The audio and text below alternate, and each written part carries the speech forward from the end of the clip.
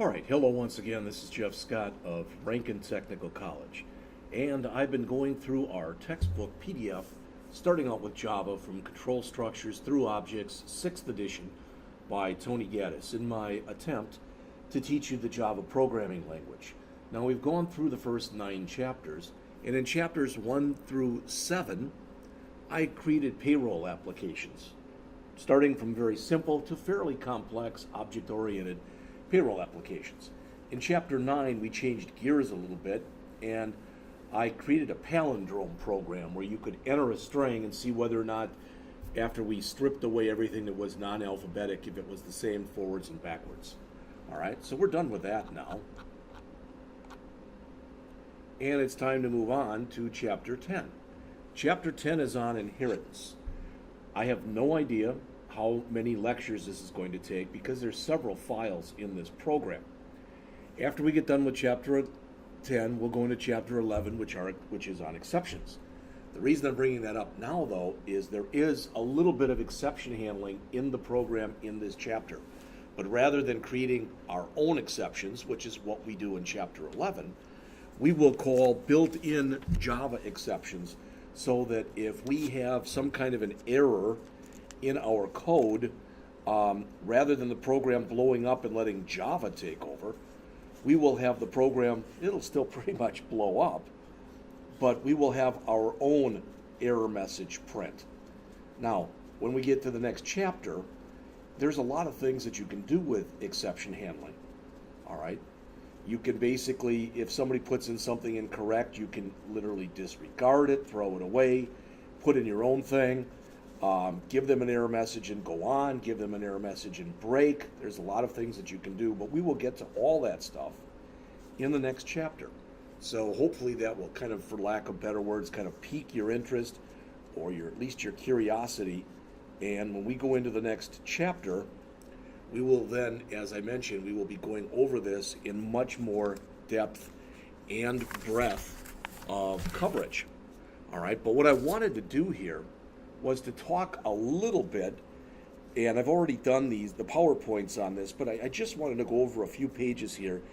I mentioned inheritance in the last chapter. I want to re-mention it or reintroduce it, whatever you want to call it, right here, just so at least you're familiar with some of the terminology. All right? And again, I don't want to sit there and read PowerPoints or pages of a textbook to you or whatever. I don't want to do that. All right? So what I'm going to do instead is I'm going to kind of summarize what's on these pages, or at least it's on some of these pages. All right. We live in a world of objects. We're human objects. I'm sitting on a chair object. I'm looking at a computer object, really a screen object of a computer object. All right, now I'm playing with a mouse object, etc. All right, so it says real life objects are typically specialized versions of more general objects. Well, we talked about this before. We actually did in the last chapter. And here's the example that the author gives here. The author says that you can have something called insect. All right? And then based off of insect, you can have something else like grasshopper, bumblebee. All right? So this is a very generic class. This is a more specific class, as is this. These two classes you could look at them as they're on the same level, so they're siblings. All right. Now, are there other types of insects? Well, of course there are. So if I wanted to, we could also come in here and add a fly as an example. I don't know. I'm not an insect expert, but you get the idea. Now, all insects have certain things in common. Okay? I'm not sure if all insects can fly, but if they could fly, we could put it up there. Then automatically, all of these would get the ability of anything that is mentioned up here. All right? Now, there's several kinds of flies. For instance, there is a housefly. There is a dragonfly. And I'm sure there's other kinds. But as you can see, as we move, what's called move down the hierarchy here, we are going from very general to more and more specific. And if there was a special kind of housefly, we could put that in there. So what we're doing here is we're building what's known as a class hierarchy. If you're still confused, look at it this way. What if I mentioned this in the last chapter, a bank account class.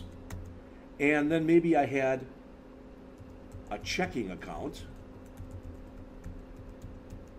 and a savings account. And maybe for the checking account, I had an interest-bearing checking account, and I had, let's say, a non-interest-bearing checking account. Okay, you get the idea. I'm going from things that are very general to more specific to more specific. All right? One more example just so you see it, because this is the one we're going to use. We're going to create a class called Surprise Employee. But we're going to have several kinds of employees. All right? We're going to have an hourly employee. We are going to have a commission employee. And we are going to have, what do we have? Hourly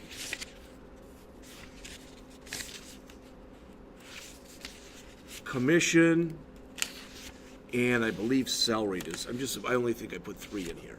And a salaried employee. All right? Now we could break this down as well. For instance, we could have a full-time hourly. We could have a part-time hourly. We could have a full-time commission. We could have a part-time. You get the idea. All right? So in these cases, these classes right here are called abstract classes. You'd never create an actual instance of an employee. Probably not of an hourly either. You'd create an instance of a full-time hourly or of a part-time hourly. So these classes here, at least these two, this one and these two, they would be abstract classes, meaning we put the word abstract in front of them, meaning we can't instantiate or new them. All right? So this is how they describe inheritance in the book. That's fine. Inheritance, though, does use an is-a or an is-an relationship. So let's look at the example we just looked at. An hourly employee is an employee. A commission employee is an employee. A salaried employee is an employee. A full-time hourly is an hourly employee, so by default is also an employee. A part-time hourly employee is, an hourly employee, so by its very nature also is an employee. So you see that inheritance creates this is-a type of relationship. In Java, when you want to work with this stuff and you want to work with inheritance, you use the keyword extends. Just so you know, you're going to see it in a little bit. Now they mention in here, and let me cut this size down.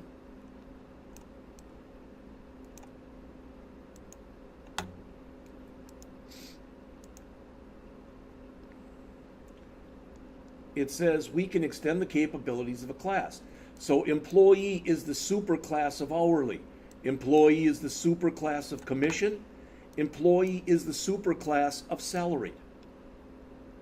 All right? Also known as the base class.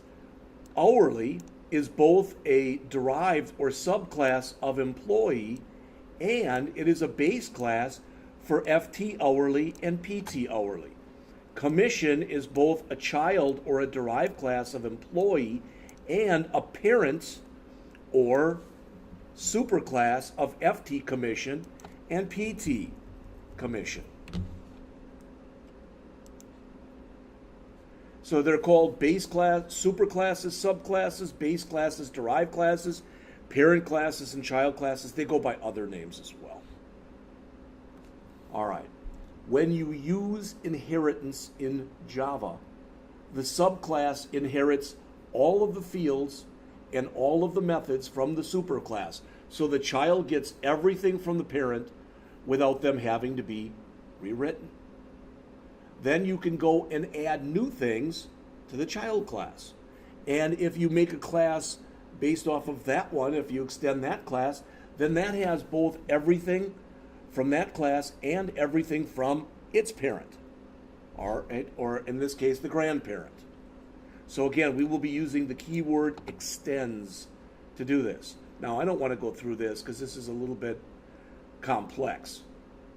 All right, this is what's called a UML diagram, a Unified Modeling Language diagram. Well, I guess we can look at it quickly. Should be an L there. Come on. I guess I don't have the right permission on that. But we've got a class. That's the name of the class. That's its data. These are its methods. The name of the class. That's its data. These are its methods.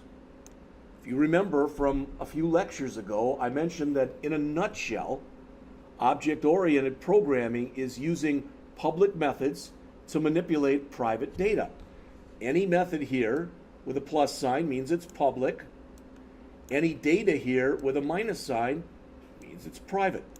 Pretty much what I've been telling you. Now, final exam is a type of graded activity. So by default, final exam gets this, these, all right, and adds this stuff. Members of a superclass that are marked private are not directly inherited by the subclass. So you're saying, well, wait, Jeff, you just told us that score is available to final exam, and it is. But the only way it's directly available is to use these. And that's what the author is saying here. Anything that's marked public up here is available here and to any child. Notice the arrow is pointing up, so it means final exam is a graded activity. All right. I don't want to go into too much of this stuff right now. You're going to see them as we go on, okay? So I'd rather go into actually looking at some code, but one last thing I was hoping to do in here, and unfortunately I forgot to write down the name of where this was. Well, we're going to talk a little bit about access specifiers. Public, available to everybody. Private, very limited availability. Protected is kind of in between. But what I was looking for in here, there's the class hierarchy, much nicer than what I wrote. Everything in Java extends from the object class. That's where in Java a lot of things are written for you that you automatically get. So if we wanted to, we could put another box like that up here with an arrow going to it that said object. All right. But, okay, polymorphism that basically says the system will be smart enough that, let's suppose that I have up here, I define some kind of a method called, I don't know, show grade. That if I call show grade here, it shows a final exam grade. If I show grade here, it gives me the grade for a pass-fail activity. So it knows what to do based off of the type of object I'm working with. It's kind of polymorphism. As it says, it's a Greek term and it means the ability to take many forms. All right. We'll talk a little, if I think about it, dynamic binding. When something is dynamically binded, it's also known as late binding. Dynamic binding happens at runtime. So it gives you more control as a programmer. All right. Other things in Java are early binded, or they're known as being, rather than dynamically binded, I think that's called statically binded, where they're binded at compile time. So you've got less control. All right, I mentioned abstract classes to you. As it says, an abstract class cannot be instantiated or nude, but you can create other classes from it. It's used as a superclass and it represents anything generic that all of its children would want to have. So you've got a kind of a common place. And if you remember, this isn't, in the example I showed you before this one, I put in bank account. Then underneath that, I had checking account.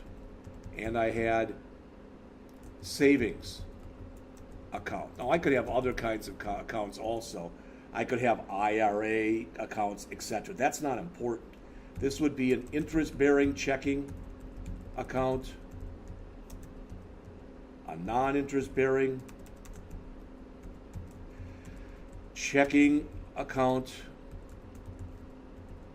I don't know, let's just call it a member savings account, where maybe you're a member of a special club or something, I don't know, and a non-member savings account. Now this is too big, so I'm going to cut down my size here. Let's try cutting it down to about half of what it is. That'll work. I can actually make it a little bigger than that. That's not too bad.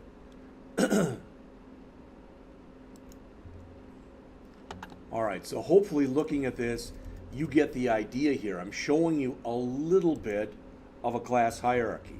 Now, I can't make it as pretty as the author did, so I will do this.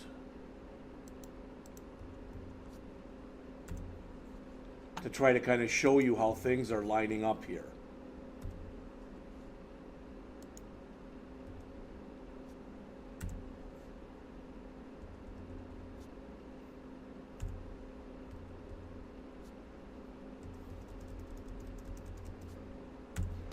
All right, so I'm trying to show you basically the way that these classes are being set up here.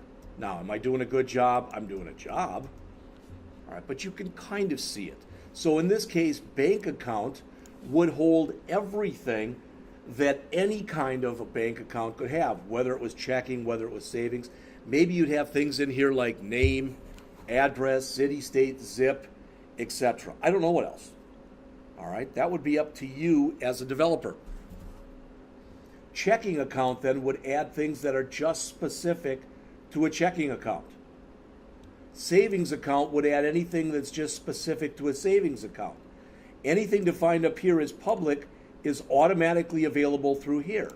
Anything defined up here as private is available down here, but only through the methods, the public methods that we would use to manipulate the private data.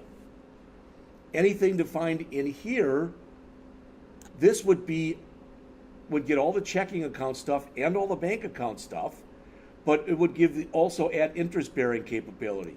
This would add non-interest-bearing capability. This would add something special for a member, something special for a non-member. All right, that's what I'm trying to show you here. All right, maybe you're doing a good job, maybe not. But again, an abstract class cannot be instantiated, but you can derive other classes from it. It's a superclass.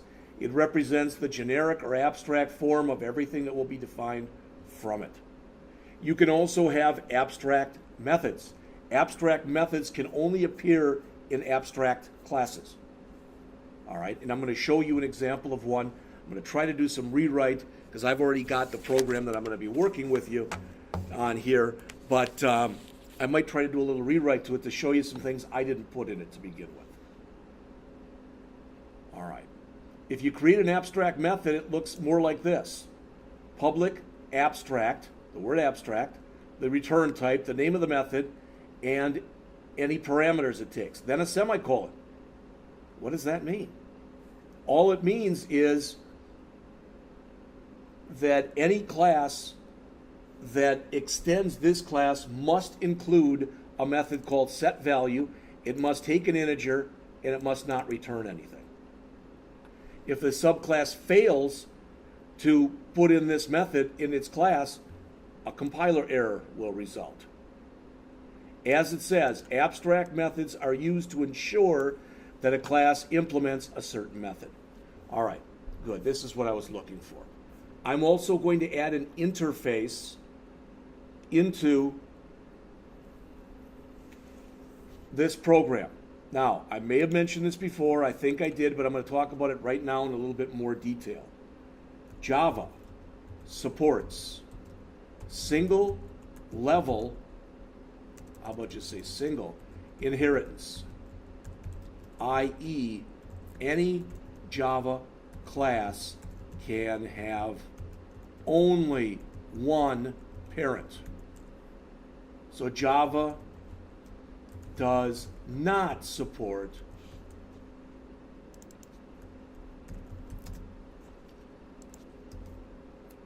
multiple inheritance like C++ does. All right? Now, Java supports, and what do you do with it with inheritance? You use the keyword extends. Java does support multiple interface. So it's single class inheritance, but multiple interface inheritance, i.e., any Java class can have 0 ... n interfaces. And to use that, to use an interface in here, you end up using the keyword extend. Not extends, implements. All right? So single class inheritance, multiple interface inheritance. It's a little confusing. An interface is similar to an abstract class that has all abstract methods.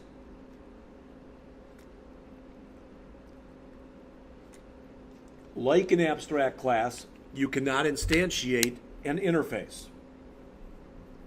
And all of the methods that you list in there have to be written or rewritten, or however you want to put it, by whatever class or classes implement the interface. So as mentioned here, the purpose of an interface is to specify behavior for other classes. An interface is like a contract. When a class implements the interface, it must adhere to the contract. All right? And an interface is an example of an application program interface. An API is an example of an interface. So if I go out to, and I think I've shown you this before, but if I go out here to java.sun.com and I go out to Java APIs and I choose, let's just choose the most current, and I will choose, for example, I don't know,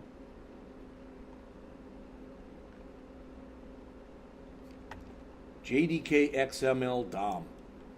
All right, this is part of the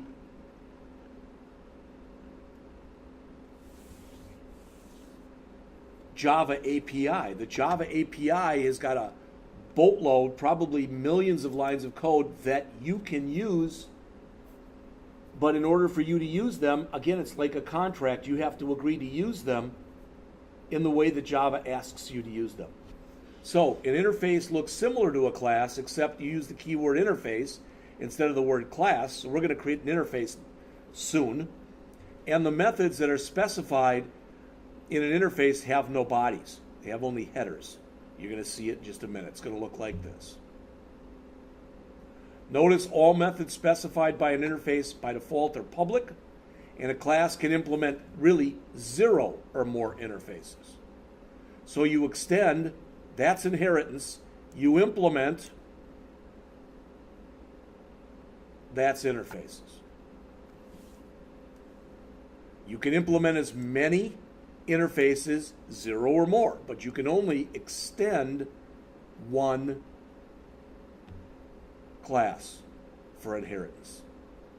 All right. We'll look at, I don't know if we get into the anonymous interclasses or not. I'd like to come back to this stuff here later. So let's see. Good, it's just the last couple pages. All right, so what I'm going to do is in my payroll thing here, all right, I now have a payroll number 10, and that's where we're going to create this project. Later in the next series of videos after this series, I'm going to go through and do a thing, an advanced type of thing, where we're going to write our own exceptions. And then I am going to do one thing in here for Chapter 12 where we'll write this as a GUI. Now this will be interesting because I've never done a darn GUI thing in IntelliJ. All right, so I've got a program that I created in Eclipse. Now after we get to that point, we'll be up to Chapter 13, and Chapter 13 is on Advanced GUI. Chapter 14 is on applets. Chapter 15, I believe, is on Java FX Scene Builder. Chapter 16 is on recursion, and Chapter 17 is on databases. I'm not going to go through any programs on that. Rather, in the past, using a different IDE, a different integrated development environment, all right, that being Eclipse, I created applications for each of those. I'm going to try to add those onto here. All right, talk about that at a later time. So we're going to do Chapter 10 right now. So all I want to do here is just create a new project. You know the drill. Next, next. This one will be called payroll number 10. Finish. Come here, right mouse click, new Java class, edu.rankin.jpscott.payroll. There's our payroll class.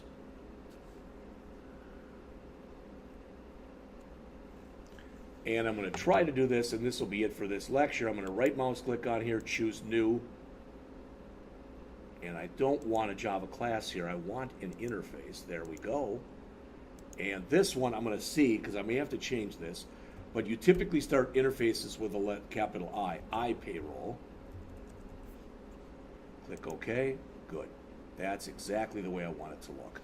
So when I come back in the next lecture, I'm going to create the iPayroll file, which isn't very big. It's, I don't know, 25 lines or so. Then I will create our abstract payroll class. And we will do that in the next video. Then in the following video, we will extend that and create an hourly class. Then extend that, I'm sorry, not extend that. We will extend that and do an hourly class. We'll also extend payroll to do a commission class. And we'll also extend payroll to do a salaried class. When we get all done with that, we'll do a driver where we will try to bring all this stuff together. So I'll be back to do the interface and our payroll class in just a couple minutes.